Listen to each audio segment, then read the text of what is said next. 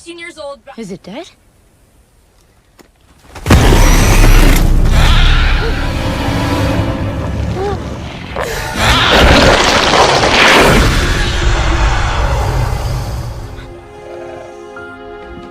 Stay still. Stay there. Stop!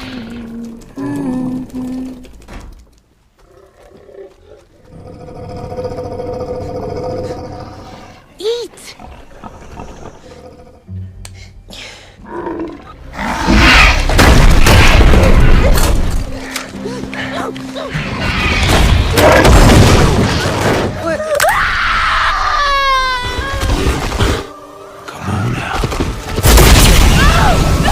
The movie opens with a shot of an asteroid hurtling at lightning speed toward Earth from space. On Earth, it is night. A man is seen approaching his prey, a deer caught and killed in a bear trap. The man removes the trap and loads the carcass into his truck. Suddenly, the same asteroid strikes the Earth, creating a massive blast in the distance. The man and his dog drive to the impact spot and find a huge pit just a few steps ahead. The man's dog rushes into the pit, but immediately races back out and runs into the desert in fear. The man swiftly retrieves his gun and points it at the pit.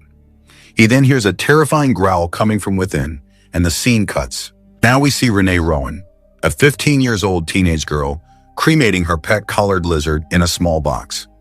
Afterward, she enters her home and chats briefly with her mother, Linda.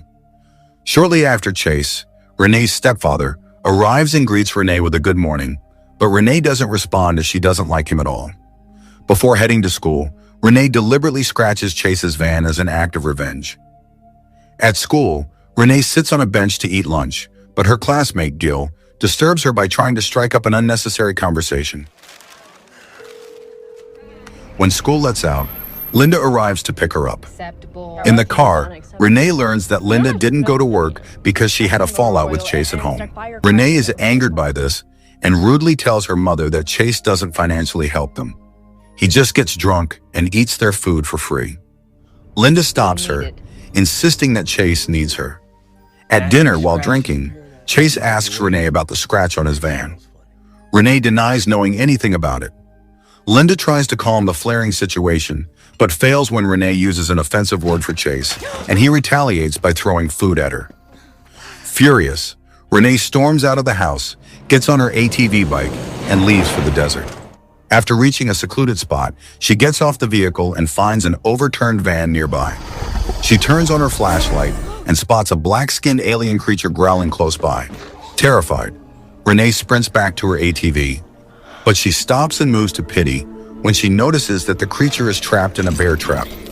Having fear in her heart, she dismounts from the vehicle with an intent to help the poor creature. She nervously approaches the chain and unwraps it. She swiftly gets back to the ATV and rides away in panic. She returns home only to find her mother fondling her so-called boyfriend. The following morning, on her way to the school, Renee spots several helicopters hovering around the desert. Do you have a camera? Later, she reaches her school and urges Gil to lend her his video camera in exchange for an English essay. Gil reluctantly agrees. Renee secretly sneaks into Chase's room and steals his van keys.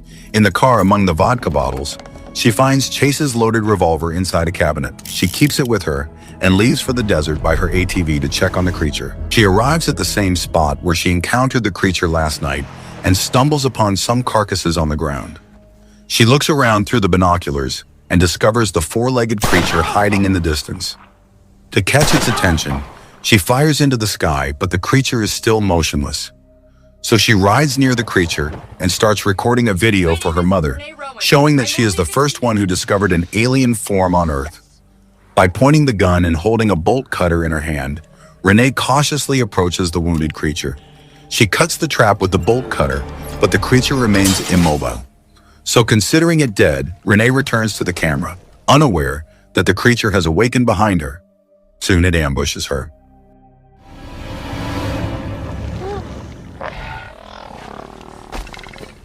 However, it doesn't harm Renee and backs off, leaving her shocked. Later, Renee befriends the creature and gives him an apple to eat, but the picky creature kicks it away, refusing to eat it. Not long after, some helicopters are seen hovering in the sky, searching for the creature. She tries to communicate with it, telling it that they want to cut him up. Asking the creature to take care of himself, Renee makes due way back home. After returning home, Renee watches the recorded video. While packing up her stuff, she notices that she lost the gun somewhere in the desert. Then she comes out of her house only to spot the creature hiding in the bushes as it arrived here by following Renee. While carrying the ATV, she tells the creature that her worthless stepfather will sell him to the government for a bag of beans if he manages to see him. When the creature doesn't respond to her with its croaking sound, Renee turns back and finds the creature missing. Shortly after, the creature forms a mysterious connection with Renee using yellowish light. It is dawn and Renee gets back to her senses in panic. She discovers the creature asleep beside her and quickly wraps it up in her arms. I think it is the result of the mysterious bond that the creature formed with her last night. Renee takes the creature to her house and sneaks it into the cellar so that no one can spot it. This feels good. Meanwhile, in the desert, a search team led by a CIA agent named Jonathan Keyes is searching for the creature. Hiding in the bushes, Renee sees Chase leaving to get spare keys for his van. Then she calls her mother and asks her when she will be back home from work. Subsequently, Renee takes the creature into her house, taking the advantage of no one is home. In a very short period of time, the creature and Renee have developed an inseparable bond between them. She shows him her other pet like a python. The creature is lured to the snake, but Renee stops him, saying he can't eat them. Stop! This is Croak. For her convenience, she names the creature Croak. Afterward, she plays him her guitar, but Croak is terrified at this time. Renee promises Croak to keep him safe as long as she can. And I'm gonna keep you safe for as long. Later, she has fun with Croak, but the panic breaks out when Linda rings the doorbell. Linda enters the house and finds everything in complete disarray. Meanwhile, Renee slips out of the house with Croak. Moments later, Gil arrives at Renee's house and rings the doorbell. Linda answers the door and Gil tells her that he is Gil Lopez and he is Renee's classmate. Renee borrowed his camera the other day. Renee returns home and Linda informs her about Gil's arrival. Renee immediately bursts into her room and finds Gil watching the videotape. She then forces him to hand back the camera to her, but Gil plainly refuses and asks her to tell him about the creepy creature. Please tell me what the hell that thing was. No, now you can leave. Renee tells him she found it in the desert, recorded a video, hoping that it would make her rich, but sadly the creature ran away before all could happen. Gil quickly realizes that Renee is lying. Soon, the heated argument turned into a scramble for the tape. Just then, Linda enters the room and immediately suspects something inappropriate is happening between Gil and Renee. Gil forces her to tell him the truth, threatening to hand over the tape to the police. Finding no other choice, she takes Gil to the cellar, asking him if he is really willing to know the truth. Gil replies yes. It's okay. She then leads him into the basement and asks Croak to come out of the shadows. Gil becomes utterly frightened as soon as he sees the terrifying creature. Croak tries to devour Gil, but Renee manages to calm him down. Hours later, Gil comes around but screams in fear after finding Croak close by. Renee rushes over and covers his mouth with her hand, warning him not to scream. She then approaches Croak and places her hand on its scaled body, showing Gil how harmless Croak is. Following this, she comes out of the cellar with Gil. She has handed Gil a towel to wrap around his waist as he had peed in his pants a couple of hours ago in the cellar. Renee urges him not to tell anyone she has an alien in her basement. Gil agrees, hands the tape back to Renee, and rides away unaware that two CIA detectives were keeping a close eye on them from a distance. At night, Renee is seen playing a guitar for Croak in the cellar, while offering him some human food, but Croak didn't even touch them. The next day at school, Renee tells Gil that Croak isn't eating anything, so he suggested that they should meet in the desert tonight in Hellhole Canyon, implying that Croak wants hunting. At night, Renee arrives by her ATV while Croak follows her, and Gil is already present there. They show Croak a group of wild boars and Renee asks him to go and eat them.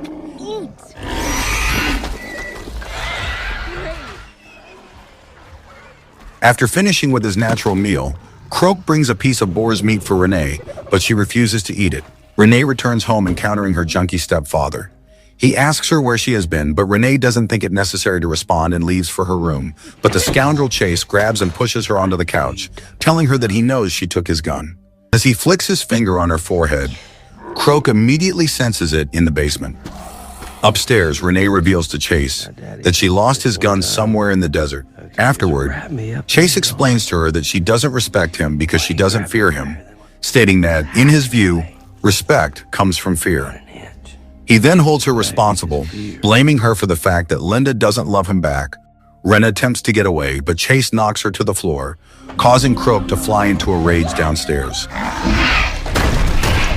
Linda rushes into the room to save her daughter, but meanwhile, Croak rams into the wall, violently shaking the entire building. Linda thinks it was an earthquake that caused this. She then becomes enraged with Chase for assaulting her daughter and yells at him to get out of her house at the drop of a hat. Renee comes into the basement, telling Croak that he can be caught if he keeps doing this. The next day, on her way to her school, a car stops by and Detective Jonathan Keyes comes out of it.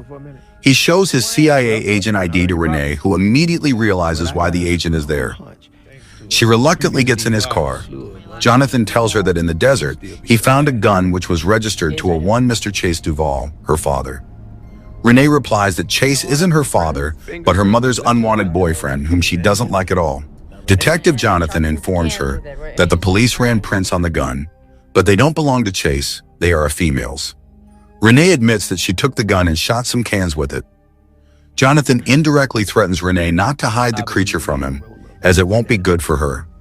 Scared, Renee gets out of the car midway through her school day. A plumber arrives at Linda's to fix the water pipes.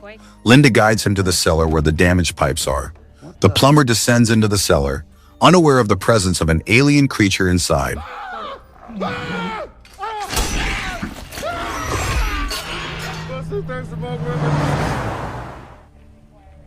As usual, Linda arrives later to pick her up. Linda tells her that a plumber came to fix the water supply, but he is nowhere to be seen. Renee quickly realizes what happened and rushes to the cellar. She sees that Croak is lying injured and yellowish liquid is dripping from his snout. Before Linda calls another plumber, Renee thinks of relocating Croak. A detective named Brown interrogates Gil. Renee takes Croak to the desert.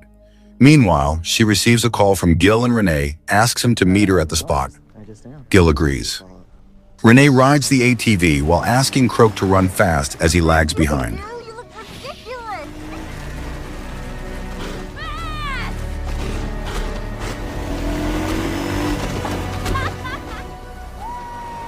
Shortly, they arrive at the spot and wait for Gil to come.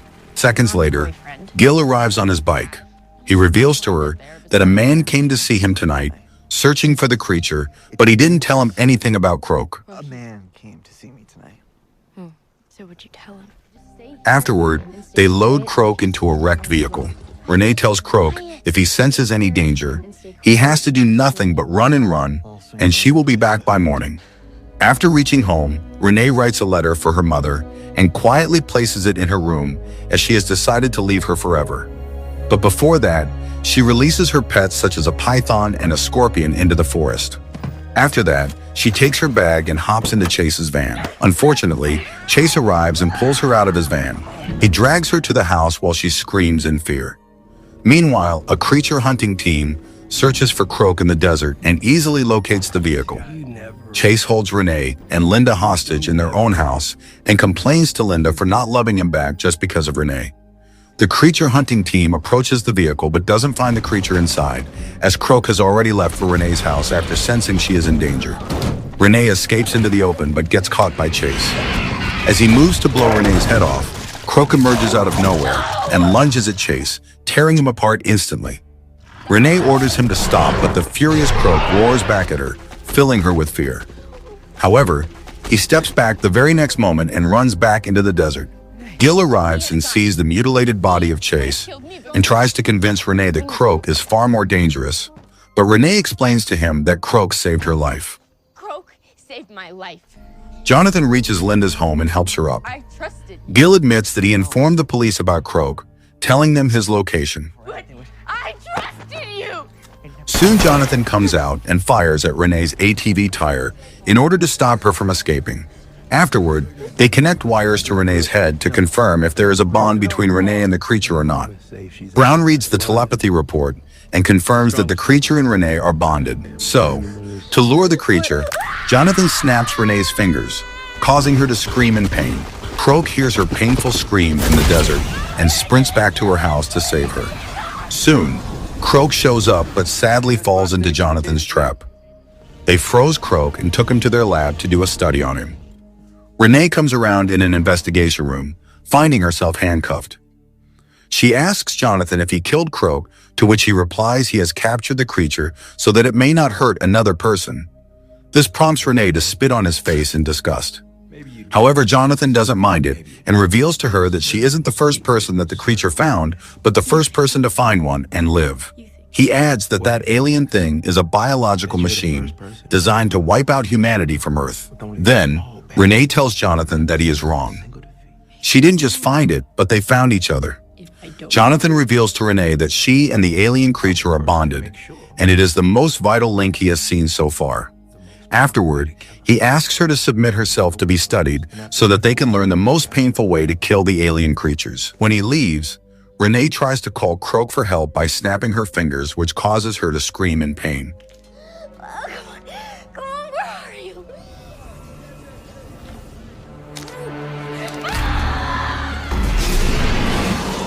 Croak hears her scream and becomes active. Then this happens.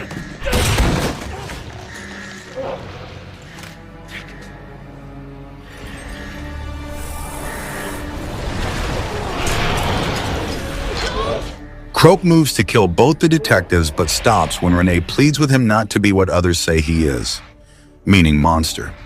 Renee grabs the keys to her handcuffs from Jonathan's pocket and frees herself. She comes out of the lab with Croak and asks him to get into a car trunk, but meanwhile, Jonathan arrives and starts firing at them. Renee is forced to hide behind the car while she continuously asks Croak to get down. Upon finding Renee's life in danger, Croak becomes furious and rushes to pounce at Jonathan but gets struck by several bullets. Despite this, Croak manages to kill Jonathan in the struggle, but he also loses his life in this. Renee breaks down in tears after losing her best friend, who was supposed to be killing her when he encountered her in the desert for the first time. Days later, Renee is seen playing her guitar by sitting on a swing in memory of Croak. Somewhere in a lab, two scientists are ready to study the carcass of Croak, unaware that he is still alive on the stretcher behind their back. Soon he resurrects from the dead, growls, and we know what happened next.